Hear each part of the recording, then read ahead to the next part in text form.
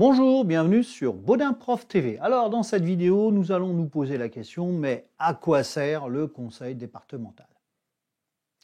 Alors, le conseil départemental fait suite depuis 2013 à ce qu'on appelait avant le conseil général. Alors c'est une assemblée qui dispose d'un budget pour gérer le département. On parle alors de collectivité territoriale.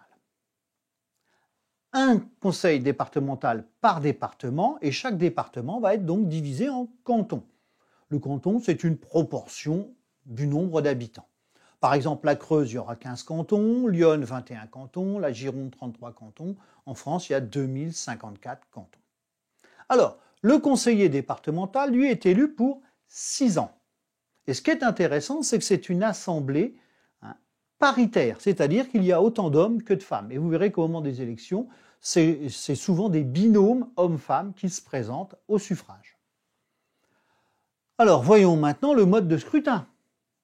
Le mode de scrutin, c'est simple, il est au suffrage universel direct à 2 tours. Suffrage universel direct, ça veut dire que ce sont les habitants qui vont élire les conseillers départementaux. Alors, que faut-il pour être élu au premier tour? Il faut déjà avoir obtenu plus de 50% des suffrages exprimés. Ça, c'est la première chose. Mais il y a une deuxième condition, c'est qu'il faut aussi avoir reçu 25% des inscrits sur des listes électorales. Donc vous voyez, une double condition. Si ces deux conditions ne sont pas atteintes, il y aura un second tour.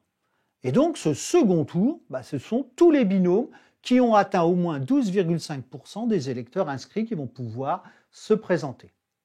Alors, petite question, si aucun des binômes n'a atteint 12,5% des électeurs inscrits, on arrête là? Non, on a bien quand même trouvé des solutions. On prendra les deux premiers binômes arrivés en tête pour passer au second tour.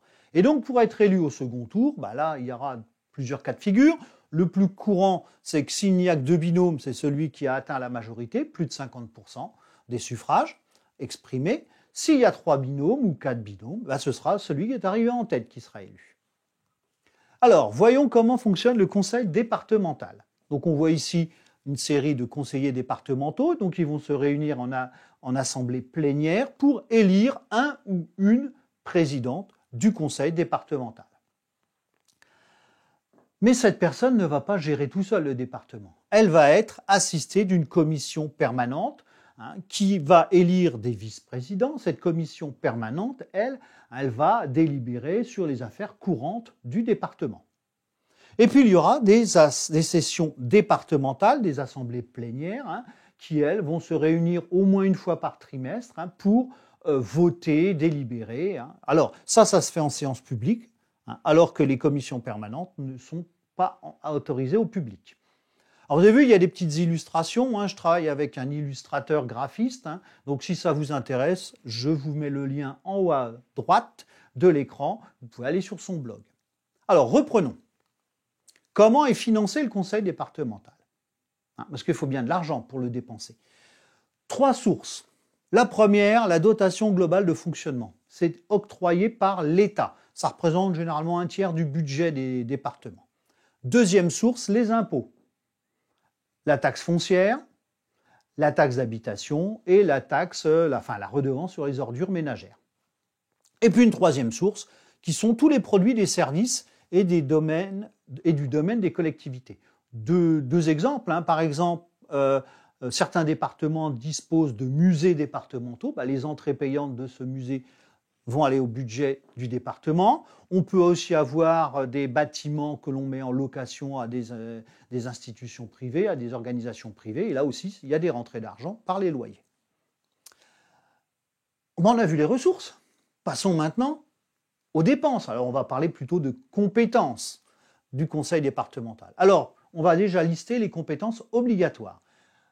La première, c'est la solidarité et la cohésion des territoires. Alors, qu'est-ce qu'on entend par ça? C'est tout ce qui est assistance aux personnes en difficulté. On a l'aide à l'enfance, qui est plutôt l'aide sociale à l'enfance. On a la protection maternelle infantile, on connaît sous le terme PMI. On a l'adoption. L'adoption, c'est simple. Quand on veut adopter un enfant, la première chose qu'il faut faire, c'est d'avoir un agrément. Et c'est le conseil départemental qui se charge de cet agrément. On a après le soutien aux familles en difficulté. Ben oui, tous les travailleurs sociaux sont rémunérés par le département.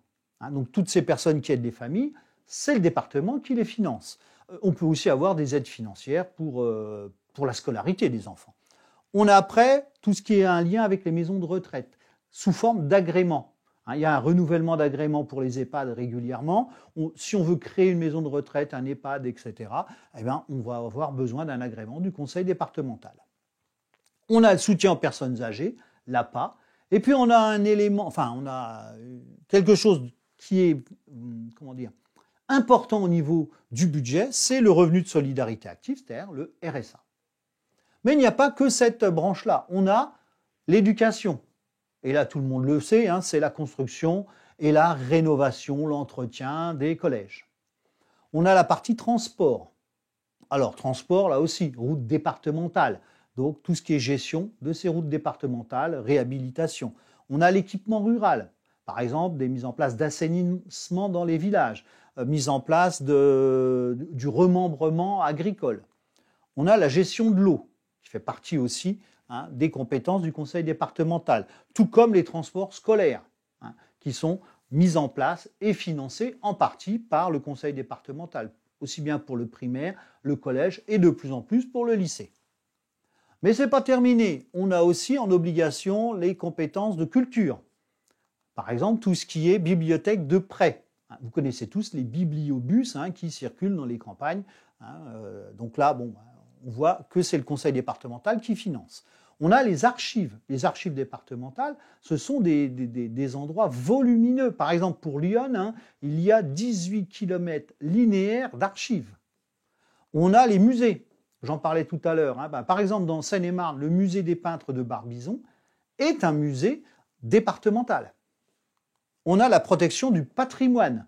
Protection du patrimoine, ça peut être sur les monuments historiques. On a aussi toutes les compétences liées au sport. Alors c'est souvent des subventions qu'on accorde aux mouvements sportifs amateurs, voire professionnels. Mais on en a encore. Et là, peut-être important aussi, celui-là, on aurait presque pu le placer bien avant. C'est tout ce qui est sécurité incendie, tout ce qui est lié aux pompiers. C'est le département qui gère la SDIS. Et puis plus récemment, le déploiement du très haut débit ou de la fibre. Voilà pour ce qui était les compétences obligatoires. On a quelques compétences facultatives. Alors là, on a deux types de subventions. Les subventions aux communes, tout simplement pour aider à rénover une cantine scolaire, par exemple. On a les subventions aux associations pour les aider à créer une animation. Et puis, on a aussi le développement touristique, qui est un élément central du conseil départemental. On voit souvent dans le métro ou des pubs à la télé qui vantent tel ou tel département. Voilà, j'en ai terminé avec cette vidéo. Est-ce que j'ai répondu à la question à quoi sert le conseil départemental? Si vous revenez en arrière, vous allez vous rendre compte qu'il sert à beaucoup de choses. Donc si vous avez aimé cette vidéo, n'hésitez pas à vous abonner à ma chaîne, à la partager, à la liker, ça fait toujours plaisir. Merci, au revoir.